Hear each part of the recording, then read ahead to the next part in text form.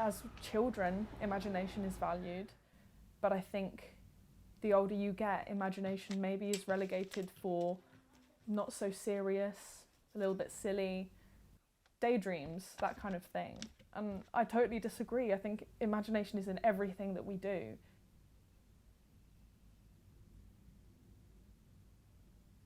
So hi, my name's Jen. I've just graduated from the Uni of Manchester, and my favourite thing to do is play Dungeons and Dragons. It is my all-time favourite hobby. It's an imaginative role-playing game. So you play it in person, mostly. Some people play it online, but I like to play it in person.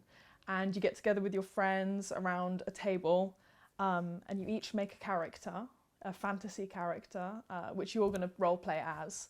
The Dungeon Master is given sort of a guideline of what kind of world they could be making. And so there are books and texts that sort of give you a pre-planned world if you choose to use it, but mostly will create their totally original world. So I've played in a 1920s sort of film noir style world. I've played in a normal fantasy medieval world, and I've got a friend who's planning like a Wild West setting, a friend who's planning like a space pirate setting. So you really can be as creative as you want. I would come back from a session and lie in bed just dreaming up stories and thoughts of what will happen next, what will happen to these characters that are me and I am friends with. Dungeons and Dragons incorporates a lot of physical stuff to play. It's kind of known as a pen and paper game. So you have your character sheet with all your information on it. You have a rule book that you physically open and can look through to find spells, details, languages, sort of little nerdy rules. I'm often going to whatever page I've decided to play. So I played a monk. This sort of tells you all the nerd stats.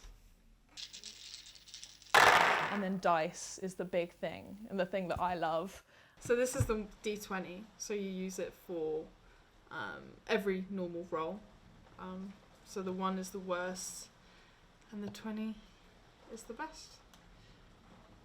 And then these guys are D6s, and these used for spell damage, mostly.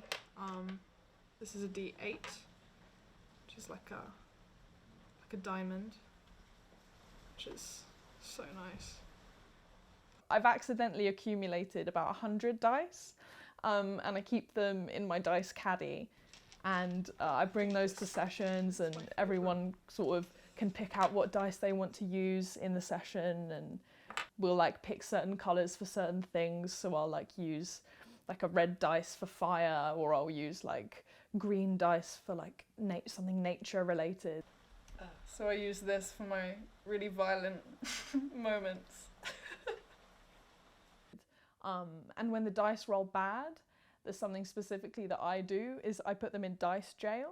So this is my dice jail, made out of Lego, funnily enough.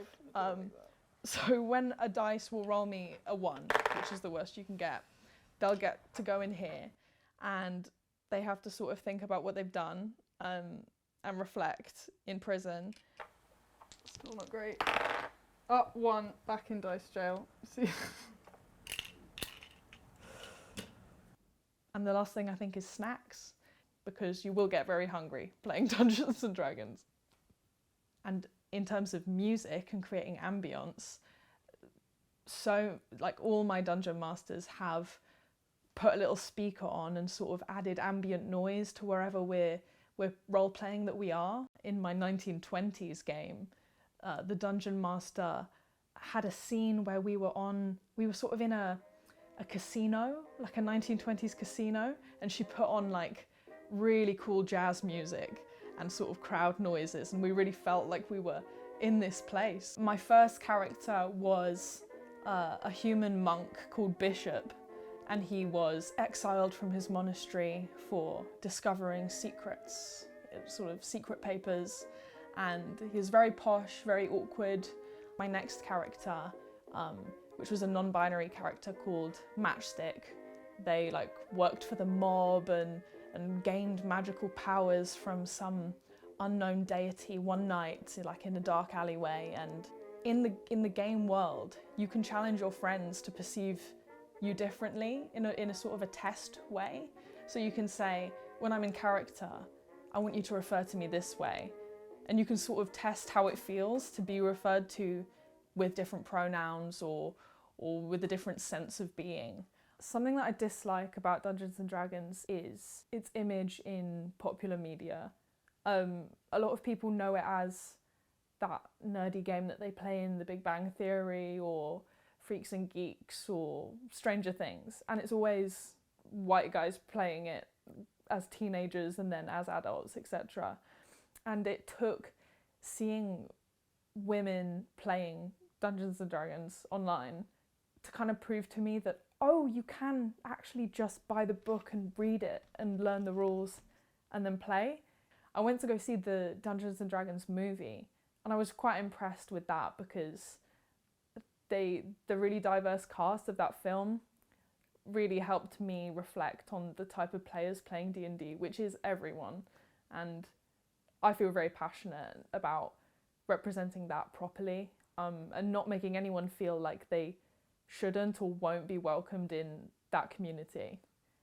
Playing a game where you can be like a bird person or like a dragon person or an elf or a gnome, I think it puts you in a place, it's like slightly displaced from the real world and your real world differences that you have.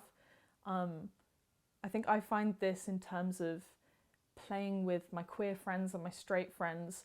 We're all in the same group when we play Dungeons and Dragons.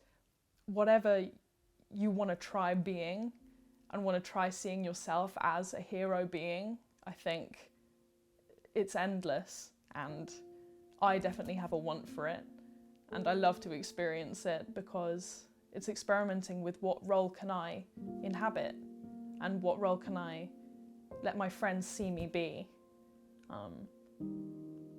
in a safe space of the imaginary world.